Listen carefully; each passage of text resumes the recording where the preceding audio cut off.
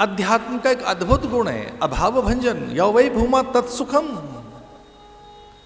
अध्यात्म का एक अद्भुत गुण है, ये साधना के बाद अनुभूत होता है साधकों को, वो अभाव नहीं जानते। ये अभाव की चिड़िया का नाम है, मुझे नहीं पता, मैं नहीं जानता,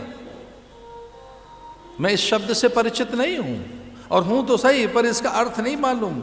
अर्थ भी पता है तो अभाव देखे नहीं कभी।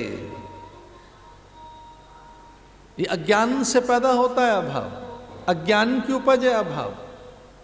जो मानसिक दारिद्रता है ये समर्पण के अभाव के कारण है।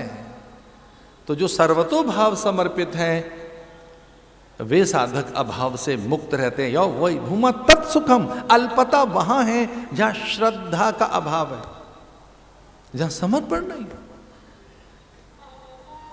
इसे समर्पित होकर ब्रह्मा खड़े हो गए और दोष स्वीकार कर लिया कि कुछ व्याकुलता है, मनोदशा में आनंद नहीं, अनुराग नहीं, उत्फुल्लता नहीं, उत्साह का अभाव है। ये बड़ों का बड़प्पन तो देखो कि ब्रह्मा जी भगवान से कह रहे हैं कि कुछ एक रस नहीं रहा है।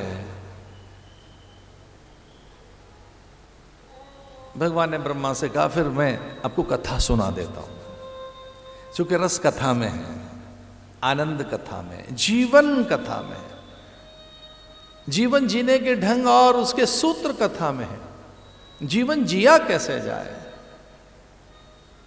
और आप बड़े आनंदित होंगे ये बात सुनकर कि भगवानी कथावाचक बन गए। श्री हरि स्वयं नारायण ही व्यास बन गए। नारायणं नमस्कृत्य नरं चैव नरोत्तमं देवीं सरस्वतीं व्यासं ततो जयमुदीरयेत्। नारायणम, नारायण से आरंभ से वो व्यास है, अस्मदाचार्य पर्यंतम। तो हमारा मूल व्यास, मूल वक्ता, इस कथा का आद्य वक्ता स्वयं भगवान ही हैं।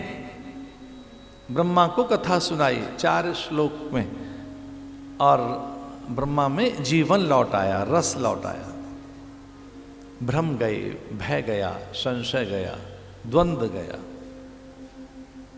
और ये याद रखने की बात है, कथा की जो फलश्रुति है, कथा का जो फलादेश है वो भ्रम निवारण है, भ्रम भय का निवारण। फिर भ्रम नहीं रहेगा, कोई कंफ्यूजन नहीं रहेगा, भय माने कोई फियर नहीं रहेगा। और वो फियर भी कई प्रकार के हैं, और एक प्रकार का और है जो नहीं है पता फिर भी है, उसे कहेंगे अननोन फियर, पता ही नहीं हम डरे हुए। तो फिर कोई भय भी नहीं रहेगा, भ्रम नहीं रहेगा, कोई द्वंद्व नहीं रहते। और ये द्वंद्व भी निरंतर उसी को घेरते हैं जो अज्ञानी हैं। ये द्वंद्व जानते हो कौन सी चीजें? ये 6 द्वंद्व हैं, हानि लाभ, जीवन मरण, यश अपयश। हानि लाभ, जीवन मरण, यश अपयश, ये द्वंद्व है। जिसे द्वंद्व छूते रहते हैं, जो द्वंद्वों से घिरा है वही अज्ञानी है, और जो द्वंद्वातीत है वो गुरु है।